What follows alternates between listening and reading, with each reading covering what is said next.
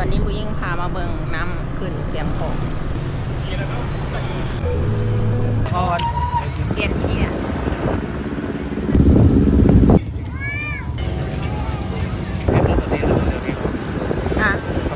ขนมพังเพิ่ม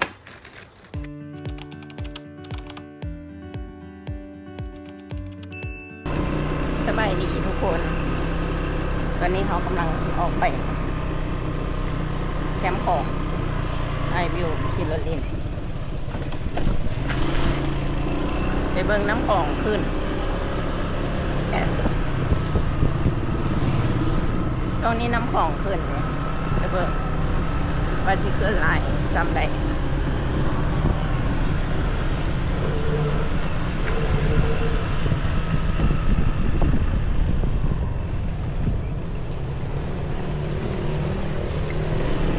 คนทางบ้านเขาจะเริ่มปวดท้องแล้ว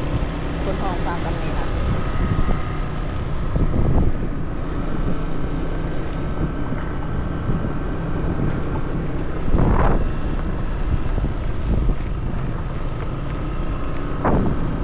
เริ่มขนห้องแล้วก็ทีคือแบบฟังคำนั้นแหละ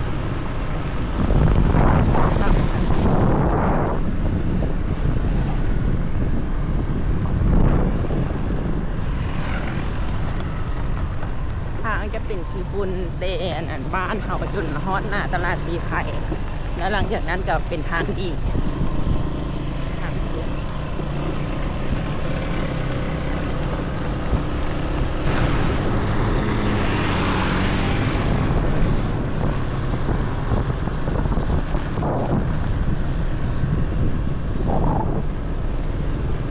แถวบ้าน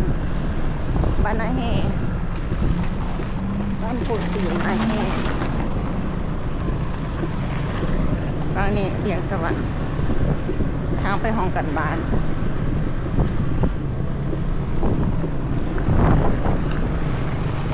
ลายอย่างลายทหารลายทหารไปเบิ่งเขาเจ้าเจอกระดูกแข็งของ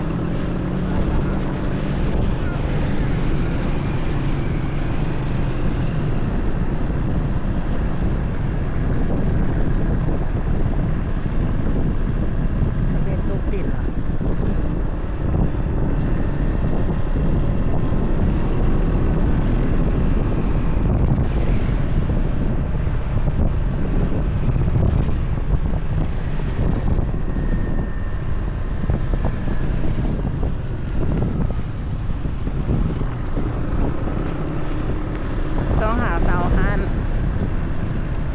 วิเดนะคะแพง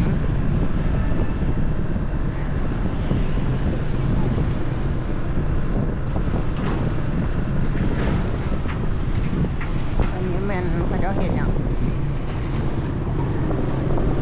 ใกล้ๆเสียห้องหน้าตลาดสีไข่เนี่ย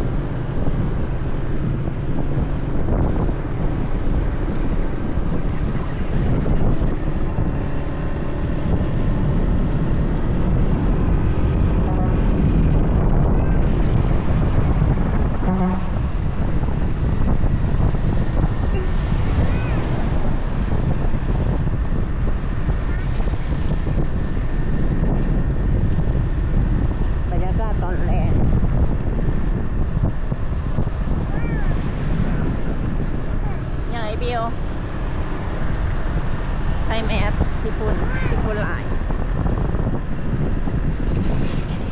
อันนี้หน้าตลาดสีไทย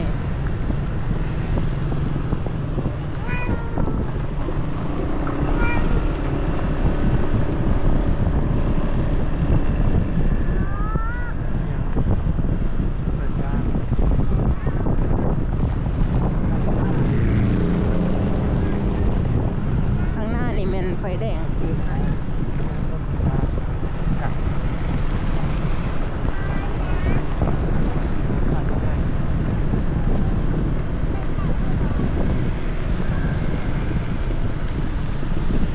เส้นทางสิบุตรเงาว่างนี่ห้อมนี่ก็ได้นี่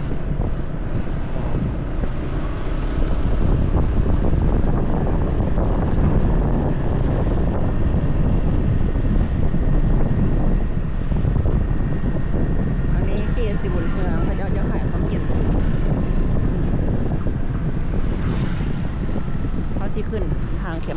บัดนี้อันทางย่างนะทางดีกันนี้เลย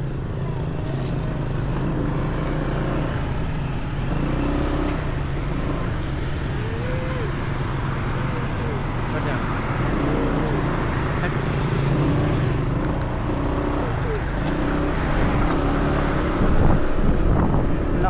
รอไปตรงนี้ชมเบิ่งเส้นทาง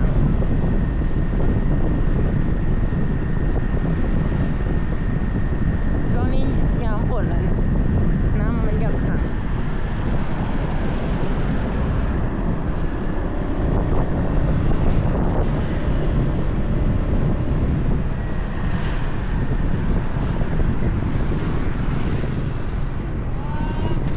ยังรถอยู่นะไม่อย่างจราจร นี่หอมไฟแดงหอมสวัสดี ความสุขเลยยี่ปอ ตอนนี้กำลังที่ขึ้นไปทางแคมป์คอง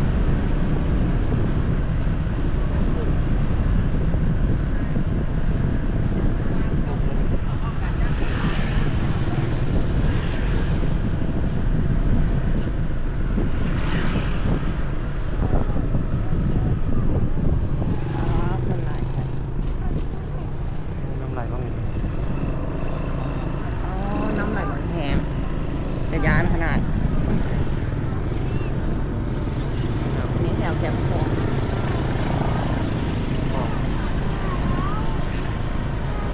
น้ำไหลมันแหงหมดนะ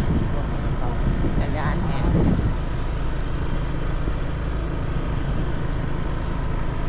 นี่เขาเจ้าก็จะมาย่างเล่นแถวแคมป์คอง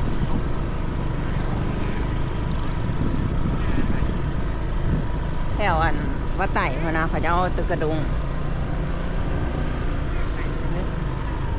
อันนี้วะโอ้ยนี่ก็ตึกกระดุง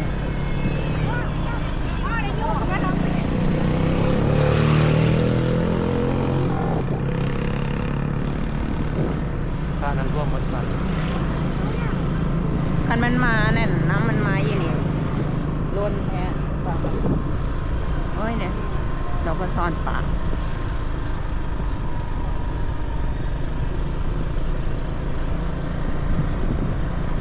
จากนั้นก็เจ้าบุรี อ่ะอันนั้นไม่อย่างบอก แห เพเนื้อเพหัน สู้ก่อน คือว่าไหลมาเนาะ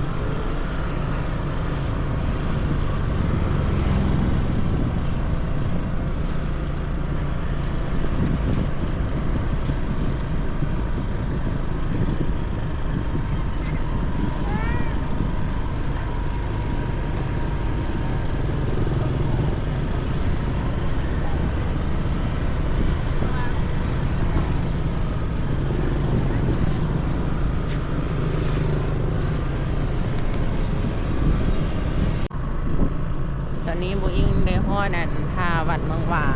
แถวสีไข่เด้บ้านเก่าอันนั้นตุยนะเขาเจ้าเห็นห้องแฮมน้ำขึ้นนะเสียงเองเจนสีทอดวันเมืองว่าวันเมืองว่า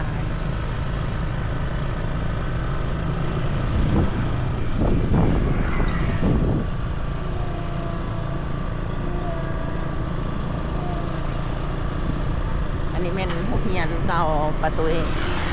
ห้องเรียนเก่าประตูเคยสอนแล้วก็เป็นห้องเรียนเก่าของผมเองเคยมีค่ะเป็นห้องเรียนประถม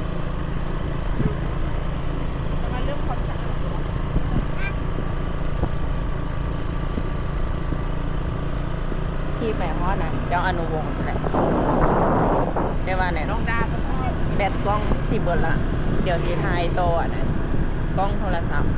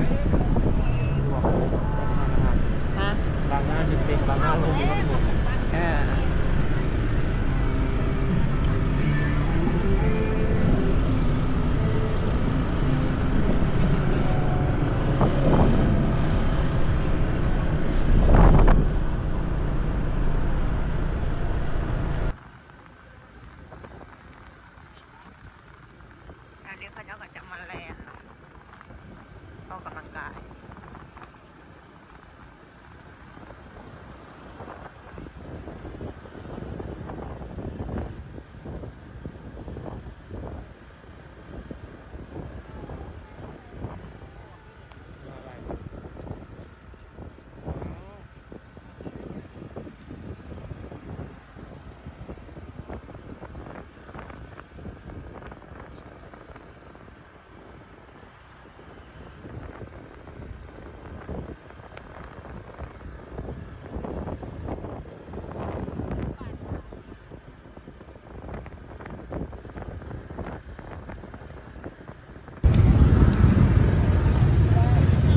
กระดุม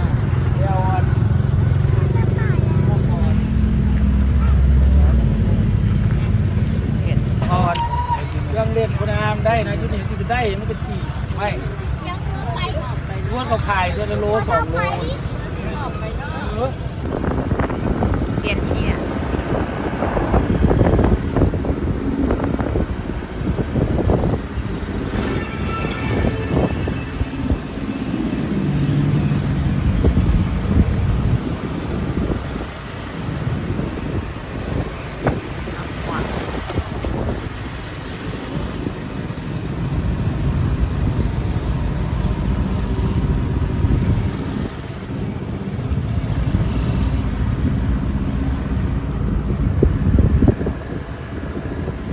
แถวห้องแฮมเต็มแต่ห้องแฮมเลยเด้อห้องแฮมร้านอาหาร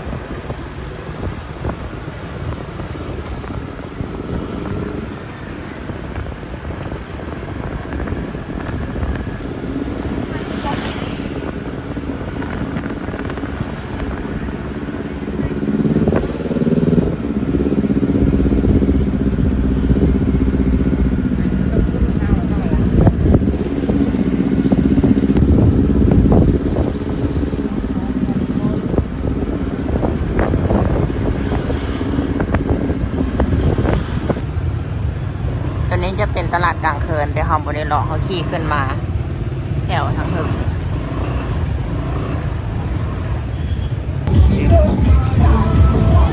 จะเป็นอะไร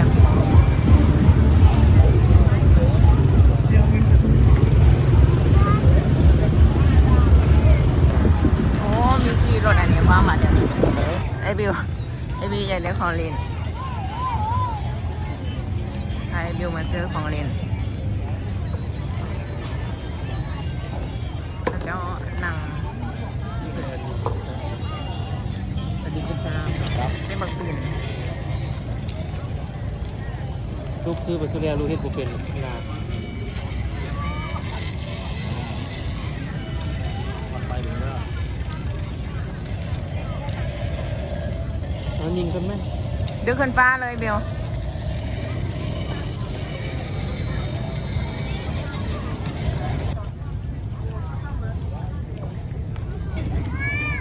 พอลินรำ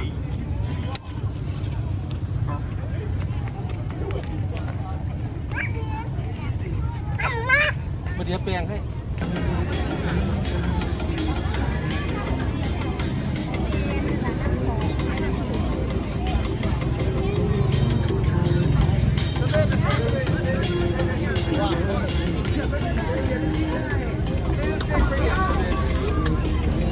แล้วย่าไม่หาพอหรอก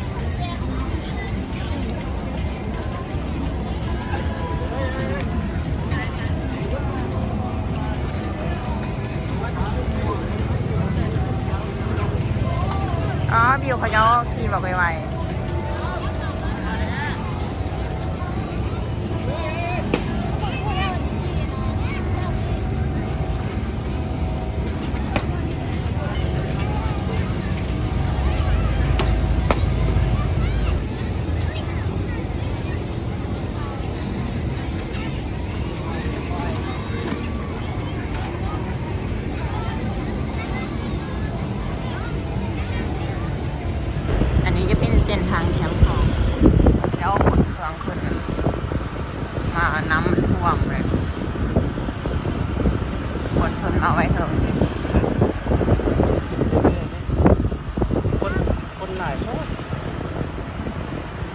ตะเวนก็นี่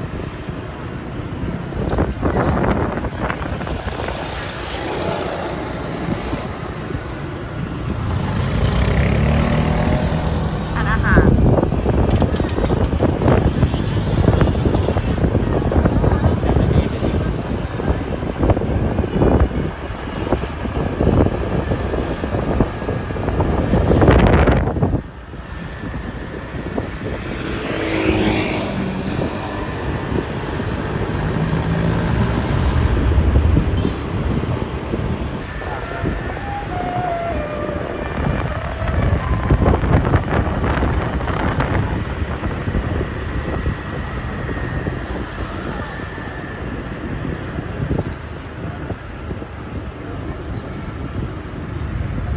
จะไปซื้ออยู่สิไข่ดิ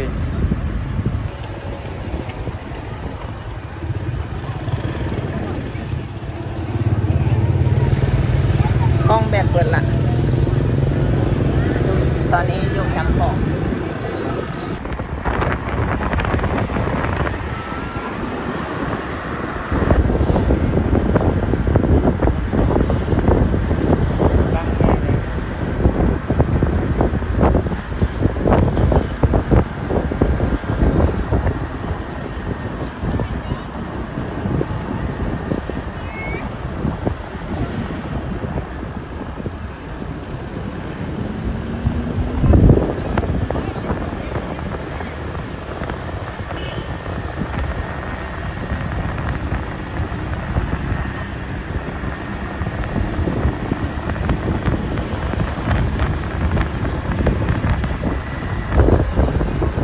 เปียกให้รถอันนี้เลยเดี๋ยวพี่ อ่ะ เปียกให้รถอันนี้เลย ลงนี่นะ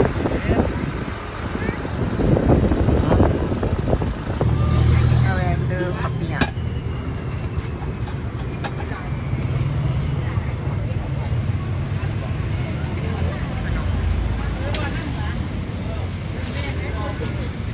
อย่า เอาไปซื้อ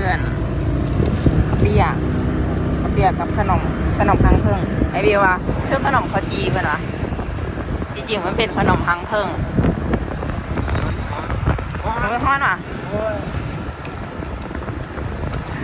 อันนั้นข้าวเปียกดาดมันเด้อกินข้าวเปียก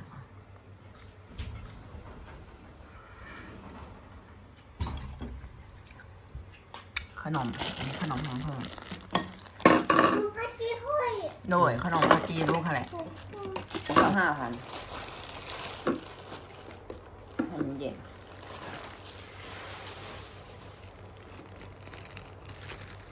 ขนมพังเพิ่มขึ้นใส่หงเลยไหม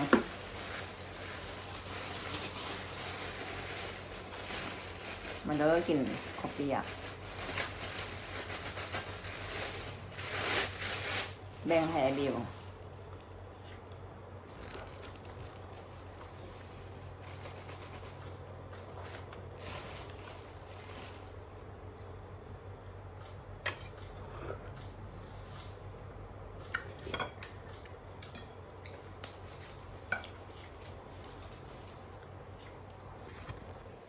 เจอกันในคลิปหน้าเด้อบ๊ายบายพายุเหมือนมืดบนใต้ไฟ